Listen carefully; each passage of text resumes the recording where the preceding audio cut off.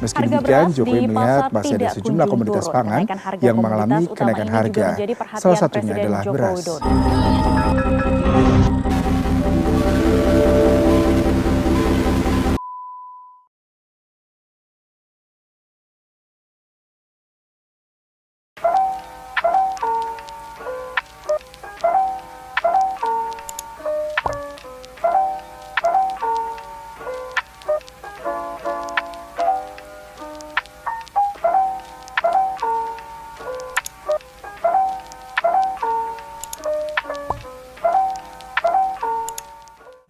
Hai, kali ini kita akan nemenin kalian untuk tanya-tanya ke narasumber kita seputar kenaikan harga pangan beras. Sebelum itu, yuk kenalan. Perkenalkan, saya Naicila.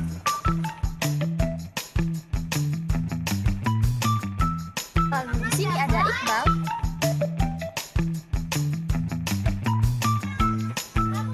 Lalu ada Arci.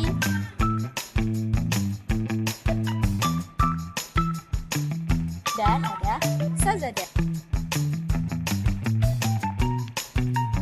Dan kameramen kita ada Alia.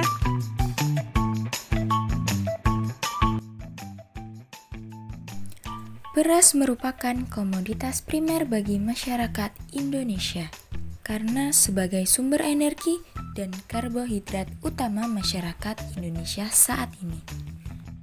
Dan di video ini, kita akan membahas kenaikan harga pangan beras. Jadi, yuk tonton video ini sampai habis. Fenomena kenaikan harga pangan bak suatu hal yang rutin terjadi setiap tahunnya. Kenaikan harga pangan pokok mengalami peningkatan karena permintaan yang begitu banyak. Dan belakangan ini yang membuat heboh publik adalah beras.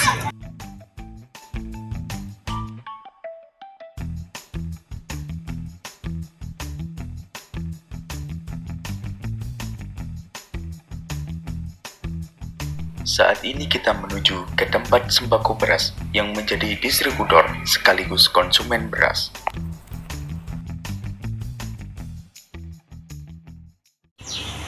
Oke, sekarang kita sudah berada di toko sembako Butoha. Di Jalan Kandangan Gunung Pertiwi nomor 2B. Oke, sebelumnya dengan ibu siapa namanya? Butoha. Oke. Butoha umur berapa? 65.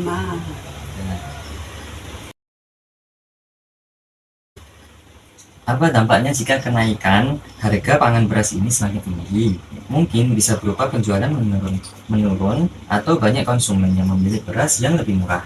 Beli yang mahal. Oke, beli yang mahal. Intinya gini Mas, apapun ini dari toko kita ya, customer itu tetap memilih beras yang sesuai selera mereka, bukan karena kualitasnya apa atau murahnya, bukan, karena yang sesuai sama kebutuhan sehari-hari, karena kan nggak gampang milih beras itu. Begitulah intinya.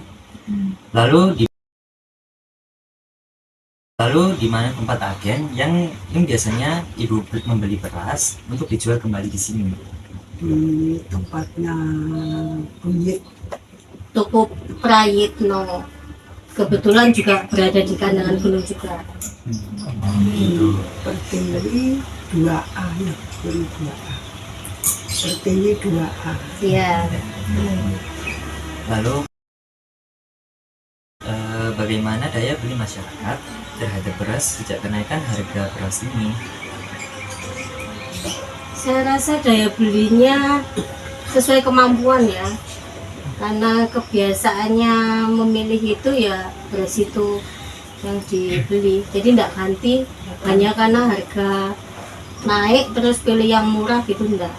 Jadi untuk khususnya di toko kami itu kayak gitu Mas.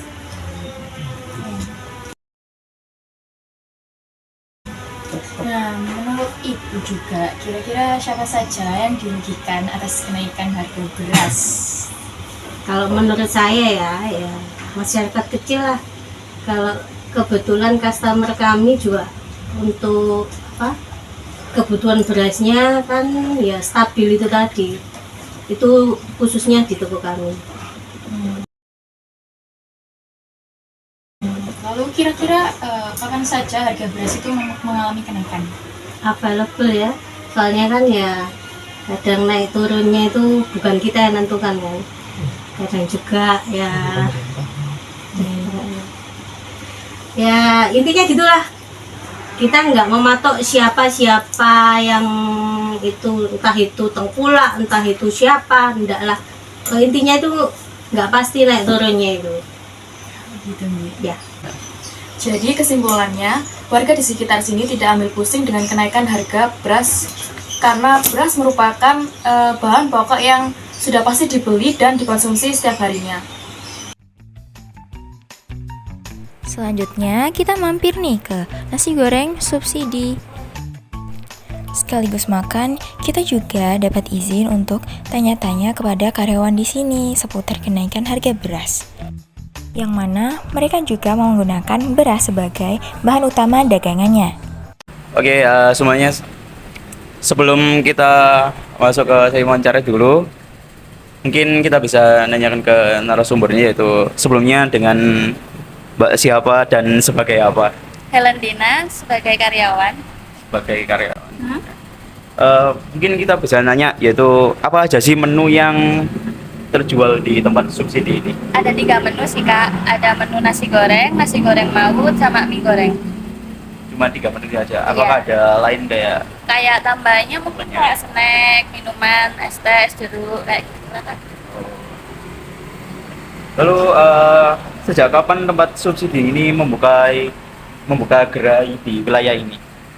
Masih baru sih, masih awal Januari kemarin. Masih awal Januari. Ya. Termasuk baru banget. Kalau boleh tahu nih, Mbaknya kan sebagai karyawan. Ya. Nah, kita mau tanya, kan di menu ini ada nasi goreng.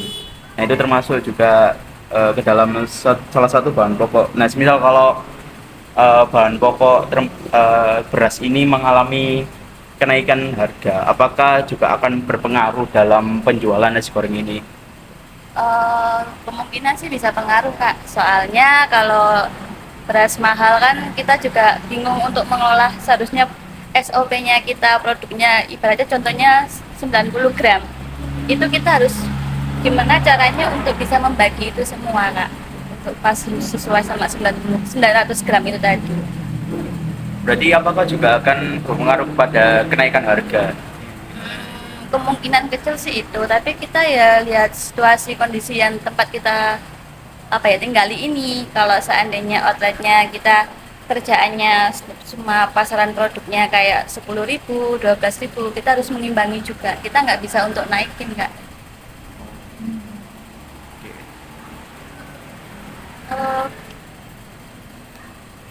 Kalau boleh tahu, di mana biasanya Mbaknya stok beras di sini? Kita dari pusat Kak, dari Ngagel. Jadi di sini cabangnya. Iya, di sini bagian cabang. Bagaimana pendapat Mbaknya ketika harga beras itu semakin naik? Ya agak bingung juga sih, agak khawatir juga. Karena apalagi konsumen kan banyak kan. Karena cenderung Indonesia kan cenderung makanannya pokoknya nasi. Iya. Nah kayak gitu kita mungkin ya kayak apa ya? Ya kayak gitu membagi gitu. Mungkin mengurangi produknya sedikit. Gitu aja, nggak terlalu banyak. Kalau nggak gitu kita jualan sampingan kayak gini, minuman sama topping kan bisa menambah gitu Kak. Mengapa buka cabang di sini? Karena ya kita lihat situasinya, kondisi di Manuan ini kan letaknya strategis. Terus juga area penjualan outlet area sini kan jarang, kebanyakan kan yang kaki 5 keliling gitu kan Kak. Baik, mungkin itu aja pertanyaan dari kita. Mohon maaf mengganggu waktunya, Ya, apa-apa, Kak. Terima kasih juga udah menjawab pertanyaan dari kita. Kesimpulan yang dapat kita ambil di gerai nasi goreng subsidi dalam menyikapi harga beras semakin meningkat adalah dengan menurunkan sedikit porsi dan menambah snack serta topping pada nasi untuk menambah penghasilan mereka. Nah, informasi tadi menutup perjumpaan kita pada hari ini. Terima kasih sudah temani kita tanya-tanya dan mencari informasi terkait kenaikan harga pangan pokok beras yang dialami sejumlah pedagang Dan kita sebagai pemakai beras. Kami pamit undur diri. Terima kasih sudah menonton.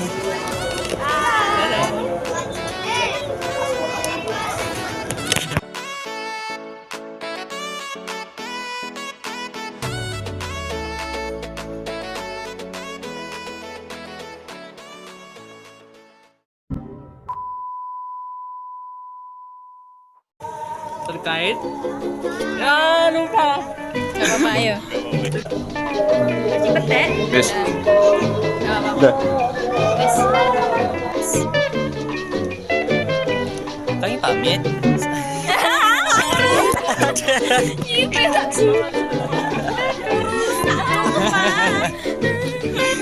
Kami pamit undur diri. Terima kasih. Bye-bye. Ya, terima kasih tak sahut menerima ulasan kita semua.